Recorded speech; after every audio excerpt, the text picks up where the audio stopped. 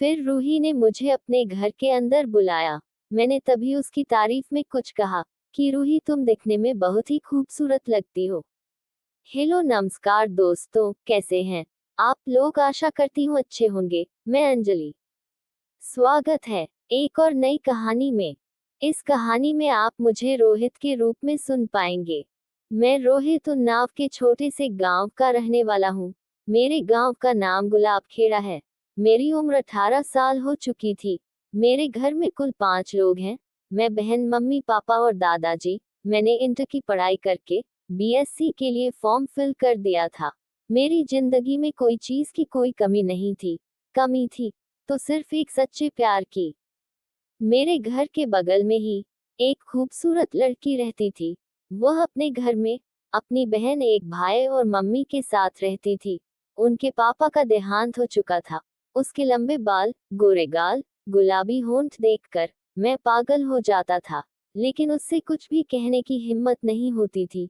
जबकि मैं उसके घर भी आया जाया करता था, लेकिन मैं मन ही मन उसे बहुत ही प्यार करता था।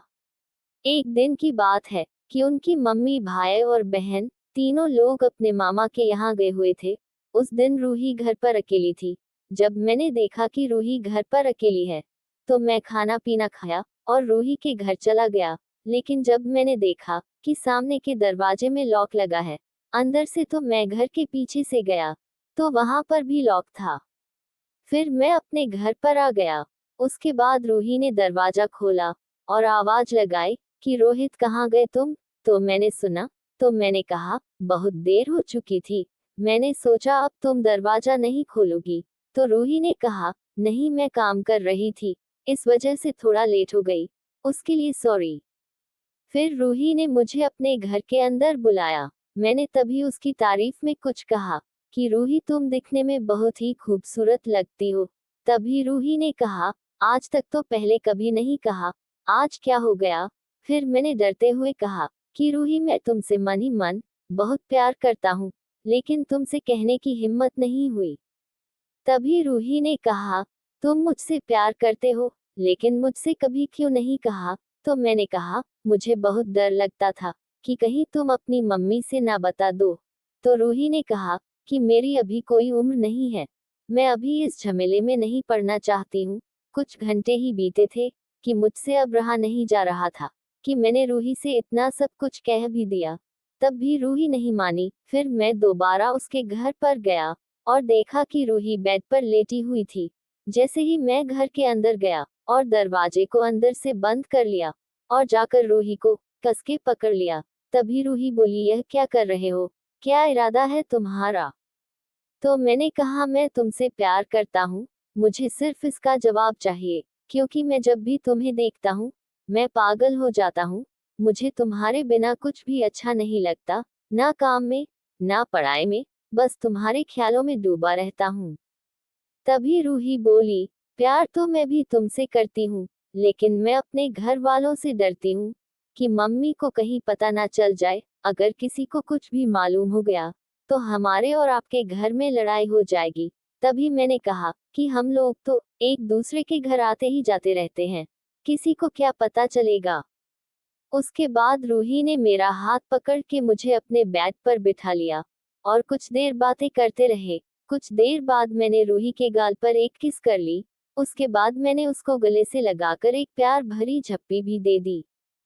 फिर रूही ने कहा सब कुछ आज ही कर लोगे क्या? मुझे अभी यह सब नहीं करना है, जब करना होगा तो जरूर बताऊंगी। कुछ देर बाद मैं अपने घर चला आया। धीरे धीरे 2 महीने का समय बीत चुका था। एक दिन रूही का भाई और बहन दोनों स्कूल गए हुए थे और उनकी मम्मी कुछ काम से बाहर गई हुई थी। रूही घर पर बिल्कुल अकेली थी। तो मुझे रूही ने फोन किया, रोहित कहाँ हो? घर आओ, मैं घर बिल्कुल अकेली हूँ। जैसे ही मैंने इतना सुना, मैं तुरंत ही रूही के घर पहुंच गया। जैसे ही मैं रूही के घर गया, तो रूही को देखकर मैं पागल हो गया। रूही उस दिन बिल्कुल कयामत ढा रही थी।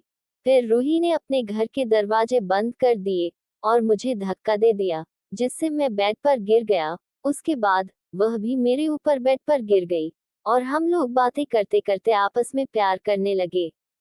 कुछ देर यूं ही प्यार करते करते अब मुझसे रहा नहीं जा रहा था और रूही को भी बहुत अच्छा लग रहा था। तभी मैंने रूही से कहा, अब मुझसे रहा नहीं जा रहा है, अब जल्दी से अपनी केंद्र सरकार को मेरे हवाले कर दो। तो रूही ने कहा, तुम्हें जो कुछ करना है मेरी केंद्र सरकार के साथ कर सकते हो, लेकिन आराम से, क्योंकि यह सब मेरा पहली बार है। फिर मैंने उसकी सुरंग खोदने के लिए अपने ट्रैक्टर को खड़ा किया और उसकी सुरंग में चला दिया। उसकी सुरंग बहुत टाइट थी, तो मेरा ट्रैक्टर एक बार में नहीं जा पाया, तो मैंने दोबारा स्पीड तेज करके जोर से धक्का दिया। इस बार मेरा ट्रैक्टर उसकी सुरंग में आराम से चला गया। फिर मैं उसकी जुताई करने लगा। मुझे रूही की जुताई करने में बहुत आनंद आ रहा था। रूही को भी बहुत अच्छा लग रहा था, लेकिन दिक्कत भी हो रही थी। रूही की सुरंग बहुत छोटी थी, तो रूही परेशान होकर रोने लगी। फिर भी मैं नहीं रुका और मैंने अपने ट्रैक्टर की स्पीड तेज कर दी। उसके बाद में जुताई कंप्लीट हो गई और ट्रैक्टर का तेल निकाल कर बाहर आ गया। फिर मैंने रूही से कहा, तुम्हारे साथ रोमांस करके मुझे बहुत अच्छा लगा। उसके बाद मैं अपने घर के लिए चला गया। फिर जब भी हमें मौका मिलता तो हम उसे मौके को कभी नहीं गवाते और आपस में प्यार से रहने लगे। तो दोस्तों, इस कहानी का अंत यहीं पर होता है। मिलते हैं एक और नई कहानी, नई वीडियो के साथ। तब तक के लिए नमस्कार। जिन लोगों ने हमारे चैनल को सब्सक्राइब नहीं किया है, सब्सक्राइब जरूर कर लें। धन्यवाद।